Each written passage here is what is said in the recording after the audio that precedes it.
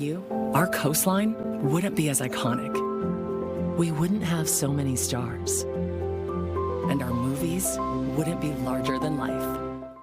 California is working to spread a message of unity to its northern neighbor. Just yesterday, the governor announced the Golden State hit a new tourism record last year, but that high is not expected to last. Governor Newsom says California could see a 1% dip in overall visits and a 9% decline in international travel due to President Trump's visa policies. Let's get some more insight on the implications of what some are calling a Trump slump by welcoming Aran Ryan, Director of Forecasting and Industry Studies at Tourism Economics. Thanks for being with us. Good morning.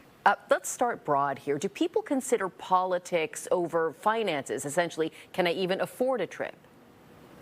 Yeah, I think we're seeing that they're both part of the mix. That we've started to see a decline of overseas visitors to the U.S. and a decline in visitors from Canada.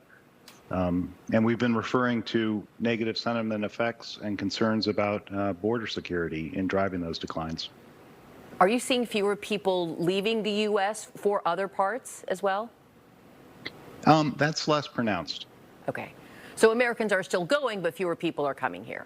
Yep. Got it. Some of America's biggest allies are also top tourist sources and destinations. Canada, much of Europe. What's the expected impact there? So we are expecting a decline in international visitor spending in the U.S. this year. And so in a year that we expected was going to be a period of strong growth as the industry rebuilt still after the pandemic, to have a decline is quite a setback. Do you think messages like the one we just played of, California saying, Canada, we still love you, couldn't do it without you, does that kind of messaging work? Yeah, I think that's effective, right? That potential travelers are seeing a mix of negative messaging and news that sort of creates uncertainty. But if they also can see some positive messages that reminds them about perhaps places in California that they visited before, maybe they focus on that and it pushes them to help plan that trip. Maybe they pull nostalgia or kind of, the warm, fuzzy feeling. Let's talk about how this will impact, I'm imagining, hotels, restaurants, and many more sectors of the economy. Yep. So there's many small businesses that when travelers get here, a lot of that spending is going to hotels or restaurants or other attractions that are small businesses. So for them to go without some of that top line spending during the summer, yeah, that is a setback. But there is still a base of domestic travel that will help support a lot of those jobs. Do you see, do you hear stories of hotels closing, airlines pulling back? I mean, the pandemic just, kind of put everybody on the spin cycle. Things were starting to look much better, and now this.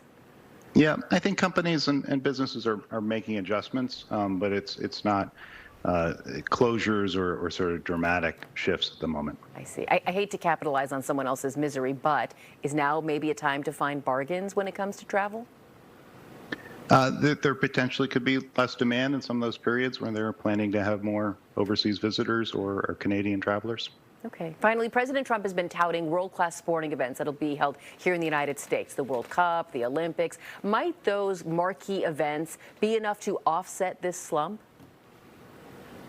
I think in the near term, we're very much dealing with this slump. I think looking ahead to those events, yes, those are positive and can help, if done correctly, can help sort of reset views about the U.S. as a destination, create some excitement. All right. Aran Ryan with the Tourism Economics Group. Thanks for joining us today. Thanks for having me. Of course.